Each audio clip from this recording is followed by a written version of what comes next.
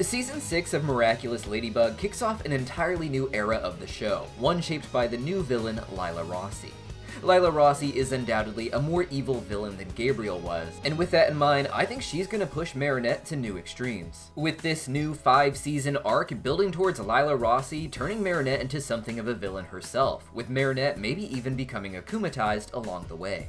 A lot of this foreshadowing comes from episode 3 of the new season 6. This episode focused on the new character named Sublime, who Marinette fears may have romantic feelings for Adrien or vice versa. It's because of this that Marinette begins to act out in her strange ways, eventually leading to her pretending to have been akumatized. Sublime takes all of this weirdness in stride because Adrien explained to her that when Marinette likes someone, she tends to act funny around them, as that has been his experience with her. This was a rare episode where Ladybug ends up defeating the villain without her using her lucky charm, which once again was a hand mirror. This is the most frequent lucky charm that Ladybug gets that I'm aware of, with it usually involving a twist on the normal formula. Previously, this mirror had been used in episodes like Season 4's Optigami, with Ladybug not defeating the bad guy, and instead seeing through the mirror that a Sentimonster made to look like Nino didn't remember his secret handshake with Alia. This is one of the occasions where the lucky charm was made for a villain that Marinette wasn't entirely aware of. In the new episode Sublime, we had similar symbolism, but Ladybug used the mirror at the end of the episode to realize that she was the one who had actually been the villain this time, even leading to what caused the akumatization.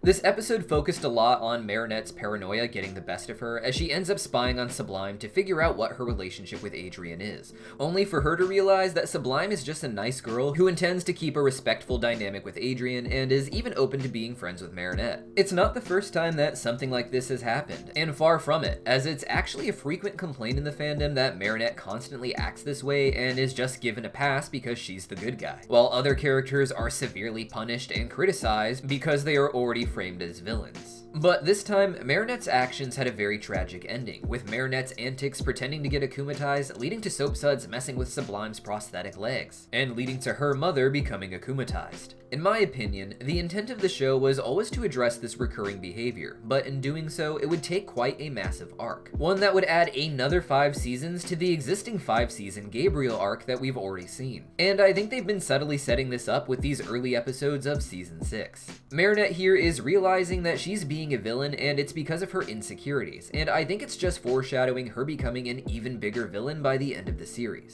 Don't get me wrong, she won't turn to a villain in the traditional sense, like being someone who is generically evil, but I believe we are currently transitioning into a long 10-year plan to take Marinette to her darkest place by the end of this 5-season arc.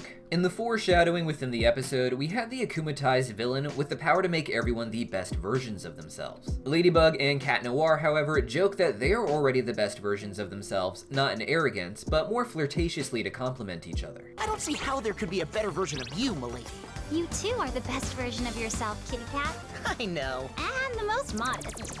With that in mind, when Ladybug and Cat Noir are attacked by Sublime, they literally can't improve, and instead, Sublime's powers are actually useless against them. Because of this, Lila sends out anti-Akumas that instead make Ladybug and Cat Noir worse versions of themselves. To me, the entire episode screams foreshadowing, but a lot of this stuff was already foreshadowed in the first 5 seasons of the show. The first era, held together by Gabriel Agreste, was meant to feel like one complete loop, with those 5 seasons and the entire battle against Gabriel taking one full year in the show, or one loop around the sun if you will. This culminated in the unification of Tiki and Plag to become the Kwami of reality, Gimme.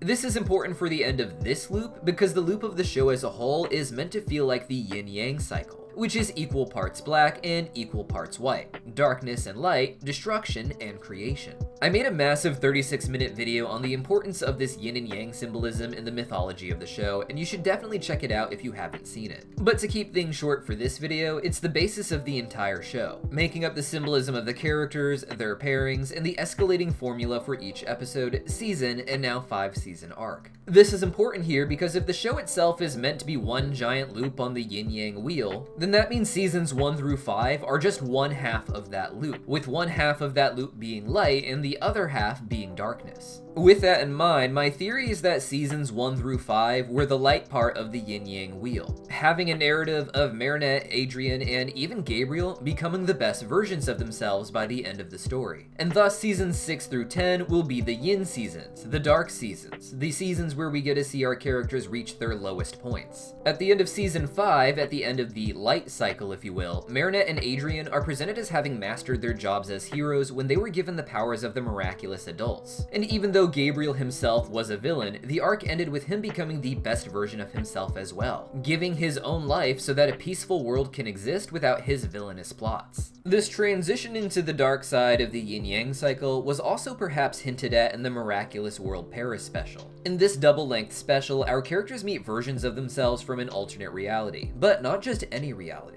At the end of the special, we see that there are many different realities, all existing on a sort of spectrum. But these new characters that we meet all come from a sort of dark mirror opposite of the miraculous world of our characters. In this alternate reality, Ladybug is known as Shadybug, and she's one of the many villainous holders of the miraculous, working for an entity known as the Supreme. The exception to this is Gabriel Agreste, who uses the Butterfly Miraculous as a hero instead of a villain, being known here as Betterfly. It was a fun special that showed us what our characters could be like if they were in the worst version of their lives, where everyone at school was mean and they themselves were just more pessimistic. It's because of this that this reality is called the Reverse, to really emphasize that it's the reverse of our light-focused world explored in the show. And to show it's not just swapping light and dark, but reversing things entirely, we even get the reverse of romantic dynamics like Ladybug and Cat Noir.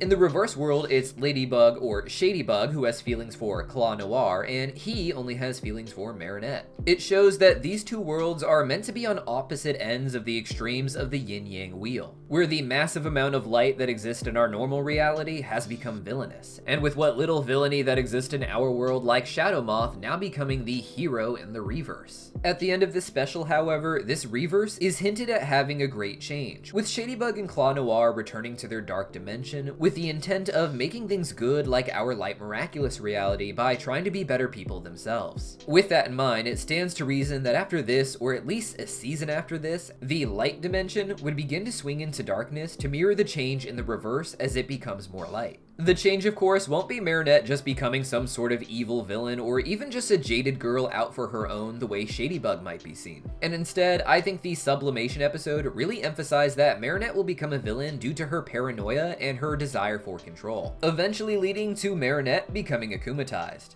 In this episode, she only pretended to become akumatized, but a Marinette akumatization is the most interesting possibility for akumatization at this point. She almost became akumatized in season 5, perhaps hinting at her reaching a breaking point later in season 6 or beyond, where we'd finally see what kind of villain Marinette would become and what might happen to her Miraculous. It's quite possible that this will happen when she conveniently doesn't have her Miraculous due to some swap or shenanigans, or even already being at such a low point that she gives up on her Miraculous like she did in the Kwame's Choice in season 5. Regardless, it would be great to see, and itself could be foreshadowing her becoming a real villain in a bigger sense later in the show. I don't think she will ever become some ultimate evil, but perhaps in her need to feel in control, she becomes the hero that puts Paris into something of a police state with her squad of heroes. It's been a theory for a long time now that the show would eventually lead into a Civil War arc involving Ladybug and Cat Noir, each having half of the superhero squad on their side for a climactic final battle between our heroes. And with so much of seasons 1 through 5 being about these groups coming together, it would make sense for the dark side of this loop to be about Marinette and Cat Noir perhaps falling apart. But what do you guys think? Let me know your thoughts in the comments down below, and if you like this yin-yang analysis, definitely go check out that 36-minute video I put out on how the yin-yang symbolism affects the show as a whole. It's surprising how you can even see its symbolism used in their production.